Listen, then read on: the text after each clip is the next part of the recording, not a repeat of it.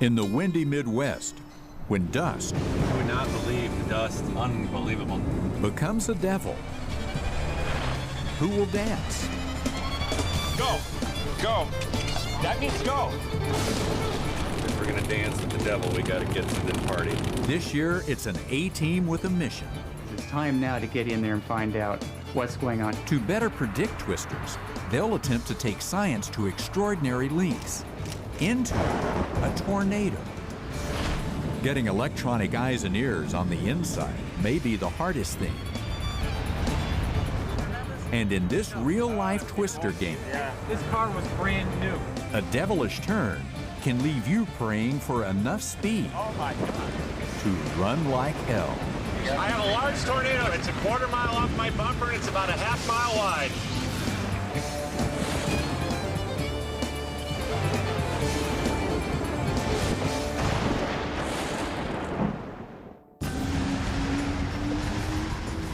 Unpredictable, powerful, deadly.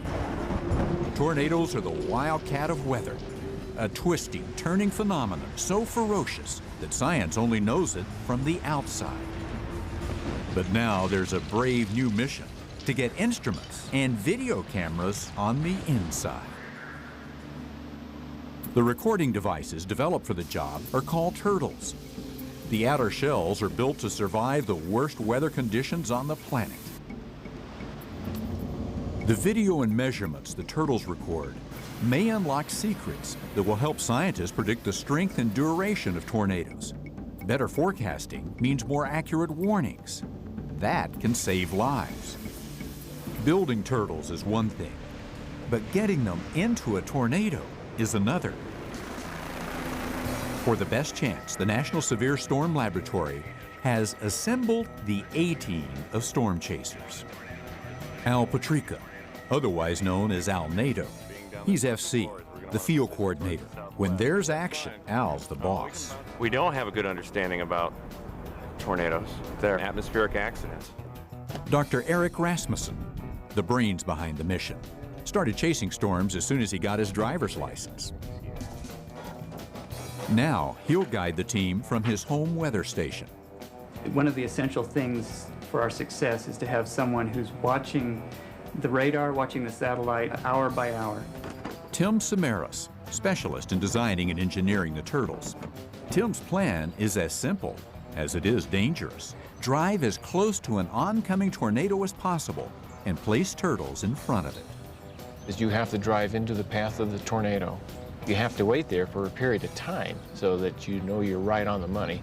And at the last very possible moment, you make the decision to go ahead and deploy. And Matt Biddle, he worked on the movie Twister. But finding a real-life tornado for science is harder work. This is kind of like entering the football season or something for us. I mean, I'm not going to do anything that's going to compromise my ability to be sitting in that chair and be fully alert whenever I need to. Matt's first job is to prepare two vehicles equipped with instruments to record the big picture, what is going on around a tornado. We need to rewire.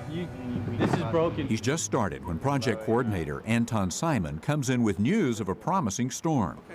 What's the status of the vehicles? What's taking it?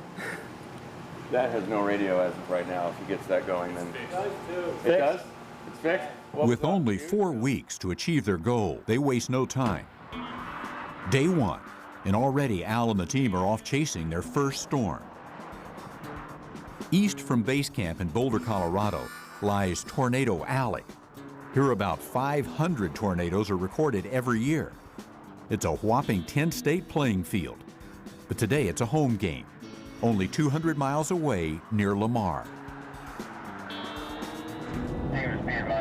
Following with the National Geographic film crew is still photographer Karsten Peter. He'll be helping Tim to deploy the turtles. It will be tricky. We have to be very close, but on the safe side, and that's sometimes difficult to judge. Are you close enough or too close? Yeah. Karsten has come with his own 75-pound turtle, manufactured at National Geographic headquarters. This guy sits in here. There seems to be the most space between these two cameras. Senior engineer Joe Stancampiano helps install 2 still cameras and 3 video cameras to capture the first images ever from inside a twister. When the on button is hit, all the video cameras will start running. It will set off an interval timer for the 35 still cameras, and they will start firing 1 frame every 3, 4, 5, 6 seconds, whatever they dial in. On one hand, you laugh to yourself and think, you know, this is not going to work. But hopefully, you know, in the process, we get an image. We just need one, you know, a few minutes of tape. And if you have 10 seconds of solid flying around inside of a tornado tape, that would be pretty hot stuff. But it could be dangerous as well. These turtles are not meant to fly. They are designed so strong winds push them into the ground. But who can say for sure? It's not like we can run up to several tornadoes out in the back parking lot and stick this in there and see what happens. I mean, we just don't know. Scientists have tried various methods of penetrating tornadoes with recording instruments, even firing rockets from a plane. 3, 2, 1, fire. There, Getting the inside scoop remains the elusive holy grail of tornado science, but technology and know-how has improved. We're now developing some technology, such as this device we're putting inside the tornado to get images and to measure pressure, temperature, and humidity, and high-resolution video where we can get images of the tornado from right outside it. All these new technologies are just coming available to help us do this research. On the road, Al and the Severe Storm Laboratory team stopped to assess their first storm. Until it becomes a supercell, and then we're going to be hurt from roads. So it's going to be a tough chase. What Al and Eric can do is find a supercell, a thunderstorm containing a large area of rotating air called a mesocyclone. But the mystery, what is needed to make the larger mesocyclone become a twister?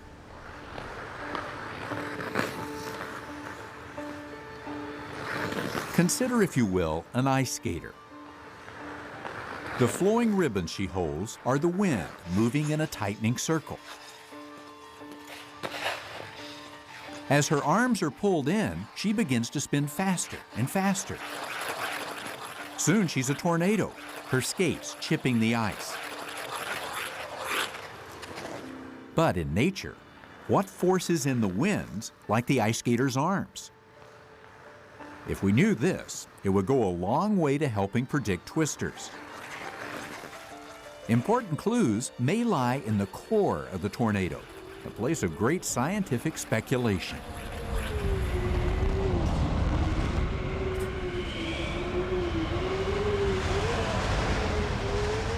It's thought that there are 2 possibilities of what a successful turtle may record once on the inside of a tornado. One is that centrifugal forces will keep all the air spinning on the outside, and the very center of the tornado is calm, like the eye of a hurricane. In between the eye and the outer spin, there may be mini high-speed tornadoes that do much of the damage.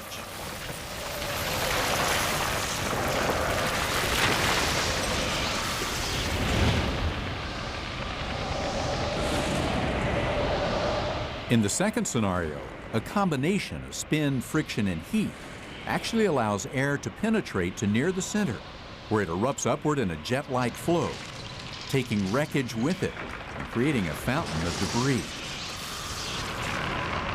No one knows for sure exactly what happens, because no one has ever recorded detailed data from the inside. Just east of Lamar, Colorado, and it seems today is not the day to make history. These scientists know that tornadoes need relatively warm, moist air to generate. But the warmth has just been blown out of town.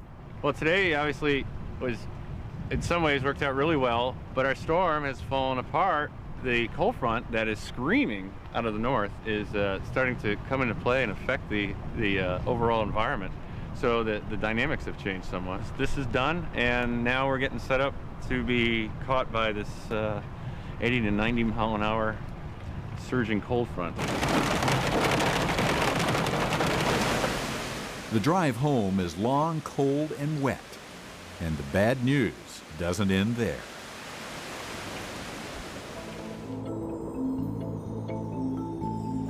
Inches of snow in late June. In planning the project, not even weather guru Eric Rasmussen could have made that forecast. This snow we've had out here is probably going to shut us down for about a week because the cold air that produced the snow is on its way to the Gulf of Mexico, and it'll be quite a while before warm, moist air actually returns from the Gulf of Mexico to our area. Despite the inherent difficulties, scientists like Eric must keep trying to unravel the secrets of how tornadoes form. With increased knowledge comes better forecasting. Some towns now get as much as 15 minutes warning that a twister is coming. But still, other times there is no warning at all. As if a reminder, just a few weeks before the project began, a large supercell cloud formation rolled over Hoisington, Kansas. After dark, the winds began howling. With no warning, a powerful tornado formed and hit the town like a bomb.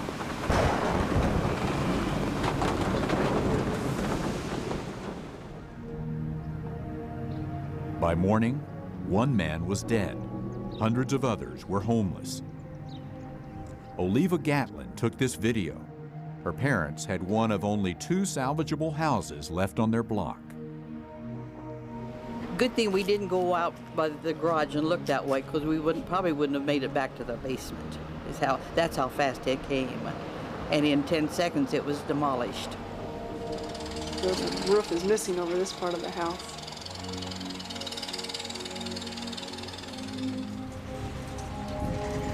So I had a car here, had a motor home here wound up down there. Completely destroyed, everything was destroyed. Photographer Karsten Peters specializes in erupting volcanoes, and a visit to Hoisington puts his new subject in perspective. The power of these tornadoes are unimaginable, and I'm really very much surprised how much damage a tornado could create. And well, I see it now through a different angle to place a turtle now into the tornado, so it might be very, very difficult to approach.